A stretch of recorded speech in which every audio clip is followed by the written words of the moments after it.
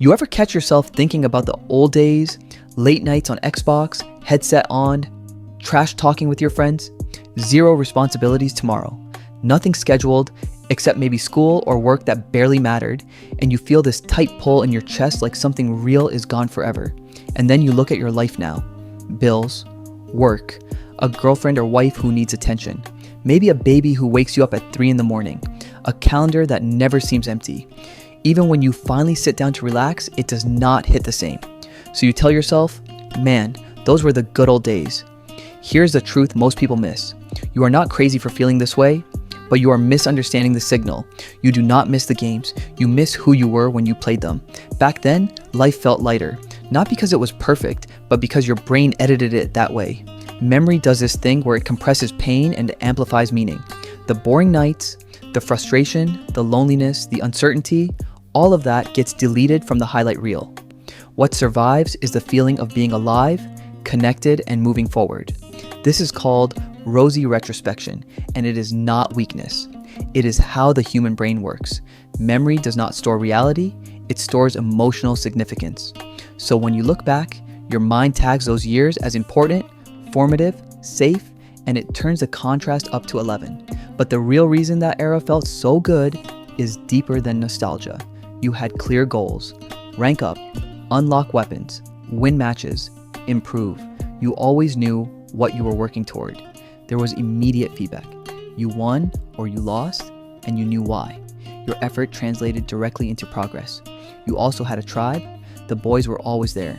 Same voices, same jokes, same energy. You belong somewhere without having to earn it every day. And most importantly, you had low existential load. The stakes were small. Failure was cheap. You could mess up, laugh it off, and cue again. Your brain loves this combination. Clear goals, fast feedback, social reinforcement, and a sense of competence. That is a dopamine factory. Not cheap dopamine, but earned dopamine. The kind that comes from growth and mastery. Now look at adult life. The goals are vague. Be a good partner. Be a good father. Be successful. Be responsible. None of that comes with a progress bar. The feedback is delayed, sometimes by years. The tribe is fragmented. Everyone is busy. And the stakes feel permanent. You are not weaker now. You are carrying more cognitive load.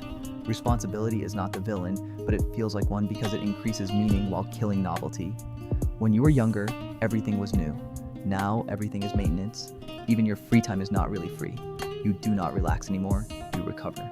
Your nervous system is constantly on. Decisions never stop. What to eat, what to pay, what to say, what to fix, what you forgot. That background stress eats mental bandwidth whether you notice it or not. So when you sit down and try to play a game like you used to, your brain does not drop into flow. It stays alert. It stays loaded. And you interpret that as, this sucks now. Games are not the same. Life is worse. But something else is happening underneath. You are grieving an identity. You lost unstructured time. You lost spontaneity. You lost a version of yourself that could fail without consequences. No one taught you how to process that loss, because men are not given language for this kind of grief, so it leaks out sideways. Irritation, escapism, doom scrolling, quiet resentment. This is why nostalgia, when unprocessed, turns toxic. It stops being appreciation and starts becoming comparison. And comparison poisons the present. Modern games do not hit the same because you are not the same. Your nervous system evolved. Your standards changed. Your tolerance increased. You now require meaning, not novelty, progress that actually transfers to real life. Back then, entertainment was building you. It sharpened coordination, decision-making, teamwork, confidence. Now, a lot of entertainment just sedates you. It numbs instead of develops. So your brain goes looking backward for stimulation that no longer fits forward. That is where the dangerous coping traps show up. Endless rewinds, old clips, old songs, old forums. You tell yourself it is just nostalgia, but really it is temporal withdrawal. You are hiding in a version of time where nothing is demanded of you. And slowly, without noticing, the present starts to feel like a prison instead of a platform. Here's the reframe that actually works. You do not recreate the past, you extract its mechanics. The good old days were not good because they were easy.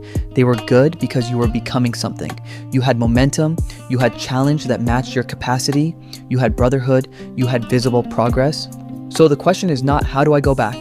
The question is, where in my current life do I lack clear goals, measurable progress, skill ladders, and tribe. Adult life rarely gives these to you automatically. You have to engineer them. Men need missions, not vague self-improvement, but concrete objectives, skills to master, physical challenges, creative output, something that grows when you show up. Men need brotherhood by design, not convenience. Scheduled, intentional, shared struggle. Not just talking, but doing. Men need earned dopamine again, the kind that comes from effort, not consumption, from self-authorship, not distraction. When you build those systems, nostalgia loses its grip. The past stops calling you because the present becomes engaging again. The version of you who loved those late nights was not meant to be preserved. He was meant to be surpassed. Those memories were not a destination. They were a training ground. You are not broken. You are under challenged in the right way. And once you give that part of yourself something real to move toward again, you will stop longing for the good old days because you will be too busy building better ones.